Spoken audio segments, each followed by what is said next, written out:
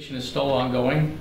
The subject in this matter is currently in custody in Detroit in relation to the incident on the Ambassador Bridge on the weekend. The Windsor Police Service has prepared arrest warrants for the subject in relation to weapons charges and dangerous driving.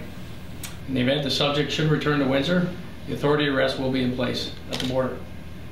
The only additional information I can provide is that he's 22 years old and from Windsor. Police have not had any previous dealings with this individual. On behalf of Chief Frederick and all the senior command, we want to commend the actions of our officers involved in this incident. On Sunday, December 21, at approximately 2:40 a.m., Windsor Police received a call from a citizen regarding a male with a gun in the parking lot of the McDonald's in the 3100 block of Howard. Police had received additional information that the suspect was in a black Ford Escape. Windsor Police patrol officers arrived at the scene within minutes. Officers observed the suspect vehicle in the parking lot.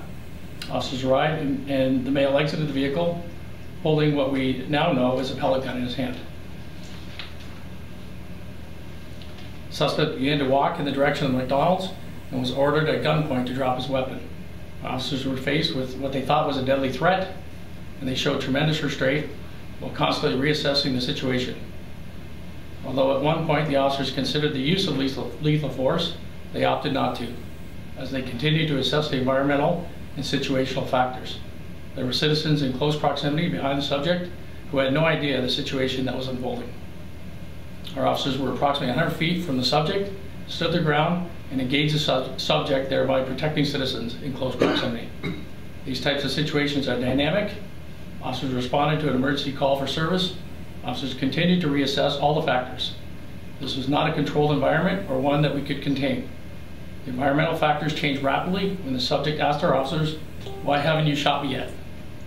Officers continued communication with the subject in an attempt to disarm him and to resolve the matter peacefully. The subject got into the vehicle immediately and drove from the scene in a dangerous manner over the curbs and medians. Additional police units flooded the area in an effort to apprehend the subject. A description of the vehicle was broadcast to all police units.